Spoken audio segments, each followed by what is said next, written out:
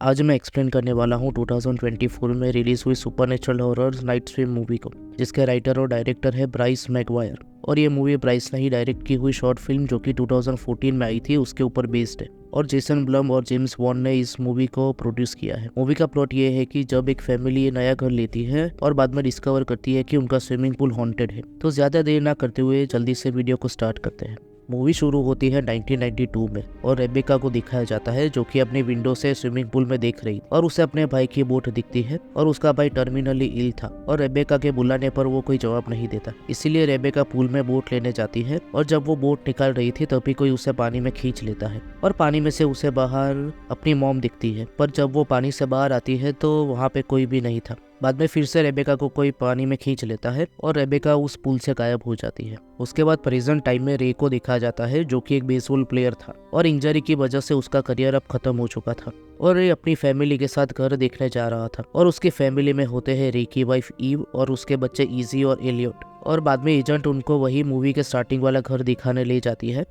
और रे जब स्विमिंग पूल के पास खड़ा था उसे स्विमिंग पूल में बेसबॉल दिखता है और रे उसे लेने जाता है और स्लिप होने की वजह से पूल में गिर जाता है। और बाद में उसे विजन्स आते हैं उसी वक्त के जब वो बेसबॉल खेलता था। बाद में जैसे तैसे करके रे पानी से बाहर आता है और ईव उसे आकर उठाने में हेल्प करती है।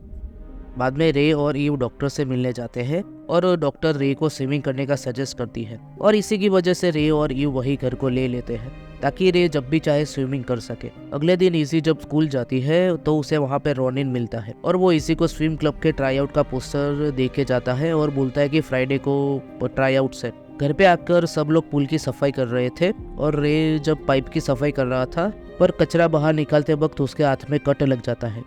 और तभी उस गटर से गंदा पानी बाहर आने लगता है। इसीलिए वो लोग प्रोफेशनल्स की हेल्प लेने का सोचते हैं। पूल टेक्नीशियन आके रे और ईव को बोलता है कि उसने ऐसा पूल कई ईयर से नहीं देखा है और ये पूल नेचुरली फिल्टर होता रहता है क्योंकि इसका पानी किसी स्प्रिंग पूल से आता है और ऐसे पूल्स हीलिंग में हेल्प करते हैं। पूल के ठीक हो जाने के बाद सब लोग स्विमिंग करने लगते हैं और थोड़ी देर बाद ईव कॉइन जार से कॉइन्स पूल में फेंकती है और इजी और इलियट लेने जाते हैं। इस कॉइन जार को याद रखना, उसका सिग्निफिकेंस मूवी के एंड में पता लगेगा। रात को रे जब अनपैक कर रहा होता है तब उसे एक बॉक्स में से फोटो मिलती है जो कि उसकी थी और वो बेसबॉल ट्रॉफी के साथ खड़ा था और ये देखकर रे को उनके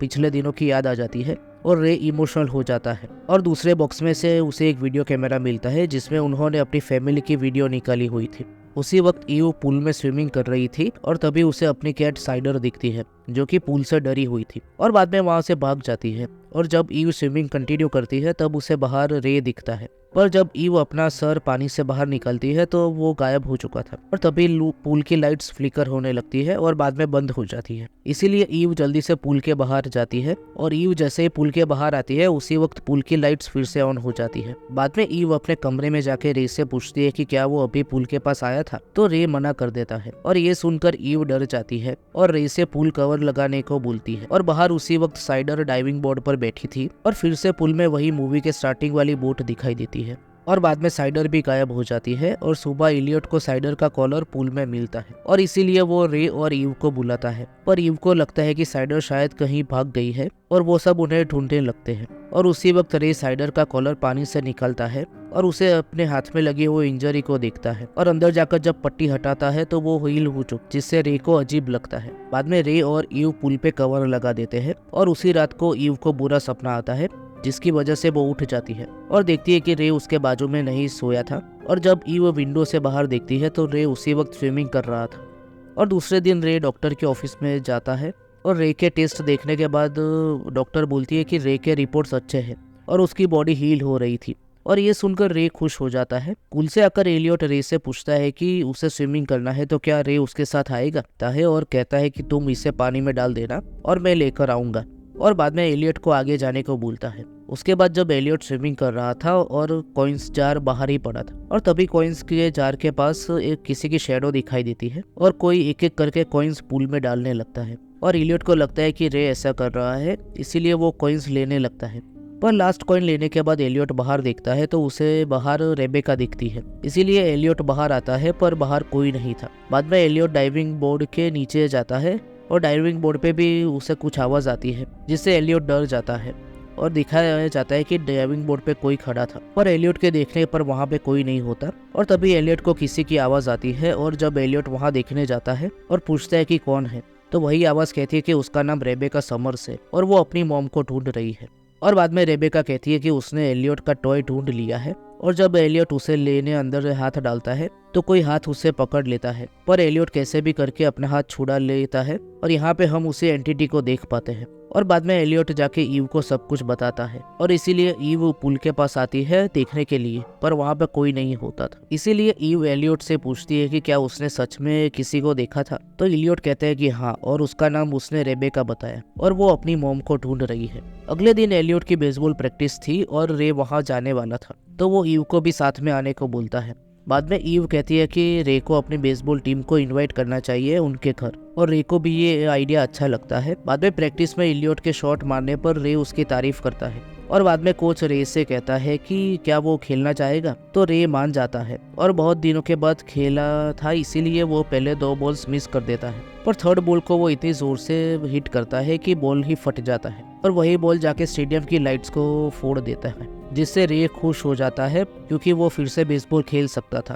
पर एलियट निराश हो जाता है और वो स्विमिंग कर रहा था और ईव रे को देखती है और बाद में वो दोनों डिनर पे जाते हैं और घर में एलियट और इजी अकेले होते हैं। इसीलिए इजी अपने बॉयफ्रेंड रोनिन को बुलाती है और वो दोनों पुल में मार्को पोलो खेल रहे थे और जब इजी का टर्न आता है तो रोनिन पुल से बाहर निकल जाता है और पुल में सुपरनेचुरल एक्टिविटी शुरू हो जाती है और जब इजी रोनिन को ढूंढ रही थी तो वही एंटिटी रिप्लाई करती है। इसीलिए इजी वहाँ पे जाती है पर वहाँ कोई नहीं होता और उसके बाद वही एंटिटी इजी के पीछे आ जाता ही है और इजी के कानों में बोलती है पर इजी के पीछे मुड़ने पर फिर से पानी में चली जाती है। इससे इजी उसी एंटिटी के पीछे जाती है क्योंकि इजी को लगता है कि वो रोनिन है पर अचानक से पुल ज्यादा डीप हो चुका था इसीलिए इजी रुक जाती है पर उसी वक्त वही एंटिटी इजी का पैर पकड़ लेती है पर इजी जैसे तैसे करके अपना पैर छुड़वा के बाहर आती है और बाहर रोनिन होता है जो कि इजी को संभालता है। पर तभी एलियट की आवाज आती है कि उनके पेरेंट्स आ चुके हैं इसीलिए इजी रोनिन को जाने को कहती देती है। अगले दिन एलियट इजी से कहता है कि उसे पता है कि वो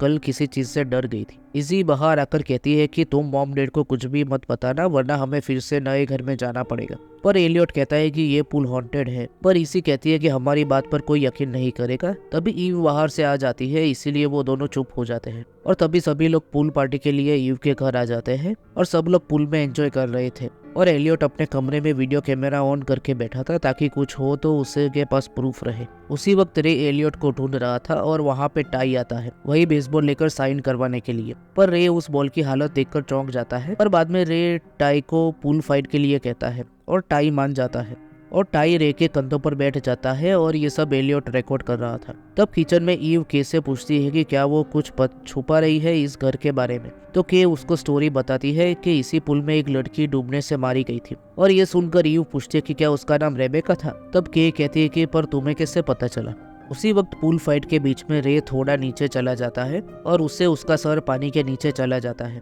और तभी वही एंटिटी आकर रे को पोसेस कर लेती है और तब तक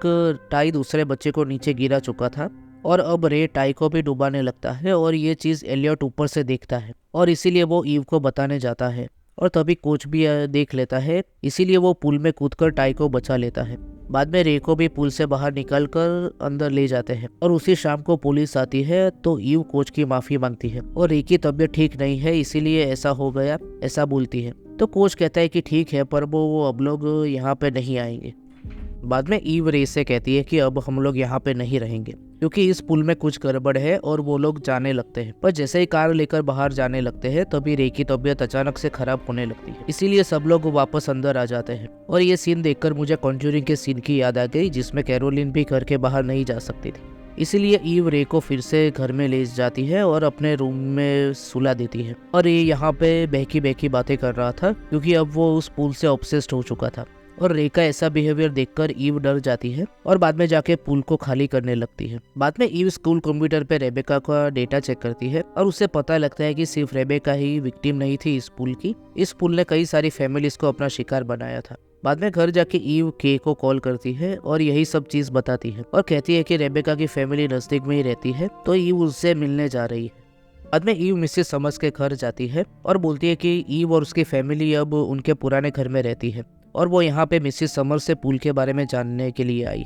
और ईव के इंसिस्ट करने पर मिसिस समर्स पूरी स्टोरी बताती है और यहाँ पे वही पूल का राज खुलता है। मिसिस समर्स बोलती है कि ये घर और पूल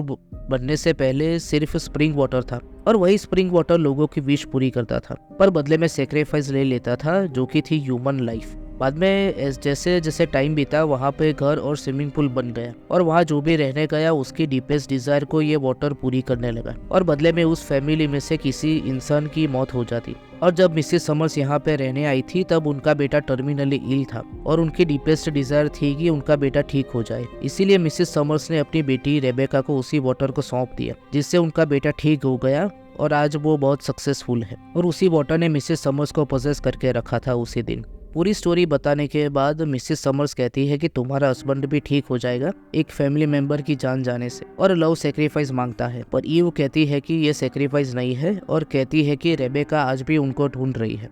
और इसको रोकने का कोई तरीका तो जरूर होगा तो वो उसको बता दे। पर तभी मिसेस समर्स के आंखों और मुंह से पानी निकलने लगता है और वो पोजेस्ड हो जाती है और ये देखकर ईव वहां से भाग जाती है और उसी वक्त घर पे रे भी पोजेस्ड हो जाता है और पूल में फिर से पानी भरने लगता है। बाद में जब एलियट और इजी घर पे आते हैं तो कोई दिखता नहीं, इसीलिए इजी गैराज में ढूंढने जाती है और उसी वक्त एलियट को साइडर की आवाज आती है, इसीलिए पुल पे देखने जाता है और पुल पूरा फिर से भर चुका था और तभी उसे साइडर की शेडो दिखती है बलून पे, तो एलियट डाइविंग बोर्ड से उसे खींचने लगता है और उसी वक्त पूल कवर का हैंडल अपने आप हिलने लगता है और बाद में उसे पता लगता है कि उसके ऊपर कोई भी नहीं है और तभी वही एंटिटी आ जाती है और एलियट को पानी में खींच लेती है और ये चीज इजी देख लेती है और वो एलियट को बचाने जाती है और उसी वक्त किचन काउंटर पर बड़ा ग्लास नीचे गिर जाता है और बाद में इजी जाके पूल कवर के हैंडल को पकड़ लेती है, पर उससे अकेले हो नहीं रहा था इसीलिए ईव भी हेल्प करने आ जाती और बाद में घर में जाके रे को बुलाने के लिए कहती है,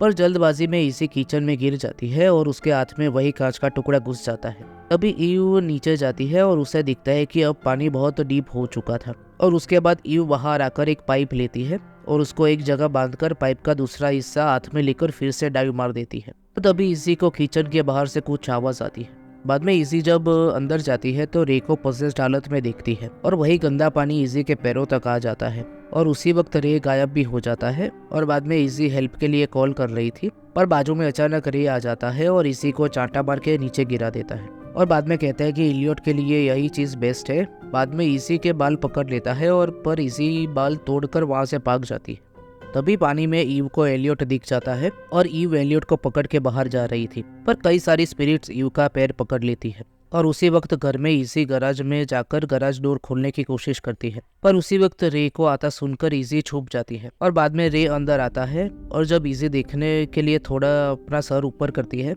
तभी रे उसको ढूंढ लेता है, इसीलिए इजी दूसरी जगह छुप जाती है, इसीलिए रे डोर लॉक कर रखे चला जाता है। तभी ईव भागना चाहती थी पर उसे रास्ता नहीं मिल रहा था, पर उसी वक्त रेबेका की स्पिरिट आती है और ईव को रास्ता दिखाती है, जिससे ईव जल्दी से बाहर आ जाती है और एलियट को जगाने की कोशिश करती है। आ जाता है और ईव का गला पकड़ लेता है और उसे हवा में उठा लेता है, पर तभी पीछे से इजी आके बेसबॉल बैट से उसको मारती है और बाद में वो दोनों रे को होश में आने को रिक्वेस्ट करती है। बाद में रे को उल्टी हो जाती है और रे होश में आ जाता है और उसके बाद एलियट भी होश में आ जाता है, इसीलिए उसे डॉक्टर के पास ले जाने के लिए बाहर ले जाने लगते हैं, पर इस बार एलियट पोसेस हो जाता है जिससे वो लोग बाहर नहीं जा पाते और तभी रे पानी के अंदर चला जाता है और अपनी फैमिली को बचाने के लिए खुद को सेक्रीफाइस कर देता है और रे के ऐसा करने से एलियट ठीक हो जाता है। थोड़े दिनों बाद वो तीनों खाली पुल के पास खड़े थे और इस घर को बेचने की बात करते हैं, पर एलियट कहता है कि नहीं, अगर ये घर बेच दिया तो पुल किसी और फैमिली को अपना शिकार बनाएगा, इसीलिए वो लोग इस पुल को हमेशा के लिए बंद कर देते हैं मिट्टी डालकर और ये मूवी यहीं पे खत्म हो जाती है। तो यही थी नाइट स्विम मूवी की एक्सप्लेनेशन। अगर एक्सप्लेनेशन पसंद आई हो तो वीडियो को लाइक कर देना और चैनल को सब्सक्राइब कर लेना और बेल नोटिफिकेशन को ऑल पे सेट कर लेना ताकि जैसे ही वीडियो आए आपको नोटिफिकेशन मिल जाए। Thank you for watching.